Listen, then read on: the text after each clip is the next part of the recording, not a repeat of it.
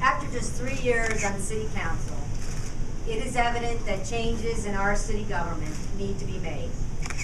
When I was elected 3 years ago to serve a 4-year term on council as an at-large representative, I approached the job with the conviction that citizens elected me not as an intern, not on a probationary status, but as a full-fledged, red-blooded, voting member of council elected to change the way the city of Fort Wayne did business.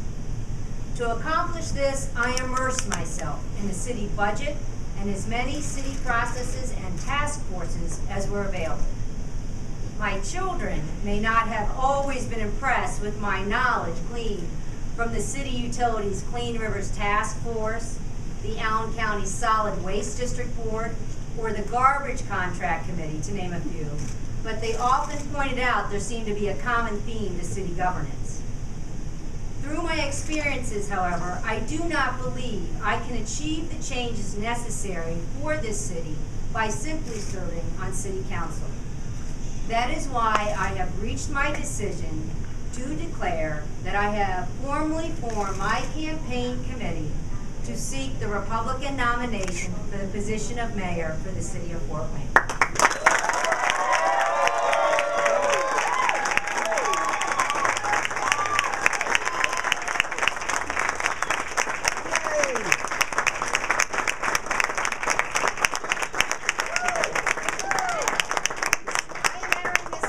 Because the best way to change government is to do it from the mayor's office and not the city council table.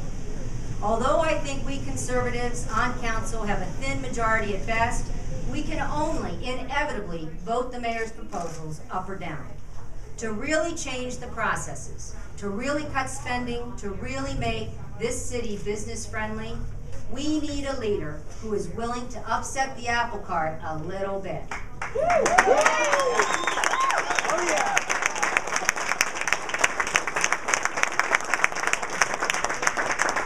I may not be able to lift that cart by myself, but I know with the assistance of a motivated staff, we can make these changes. During my tenure as a council member, my goal has been to determine at every step if we are good stewards for the taxpayers. But it is darn hard to make all the changes necessary from that seat. The ideas and desire for government reform that led to Republican victories this past election are not ideas and solutions that are limited to the state and federal governments. Those same ideas for improving government and addressing government's problems can be applied to City Hall as well. We can commiserate at the council table that we don't like how contract specs were written, how difficult it is to get a permit, or whether we should, yet again, lower the consulting contract limit to have more oversight. But unless we elect a leader who agrees with our conservative values, those necessary changes are difficult, if not impossible, to achieve. My goals are to streamline our processes to serve the taxpayer better, without increasing their taxes, to work with our local businesses in their expansion and growth, and to reduce our huge unfunded liabilities. We need to do more for our neighborhoods.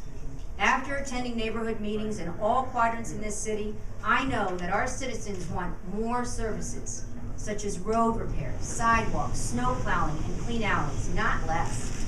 I also know that we can make great strides without raising taxes if we are willing to challenge the old way of doing business here. Secondly, our businesses that are already here are our biggest assets, and lately they have been neglected.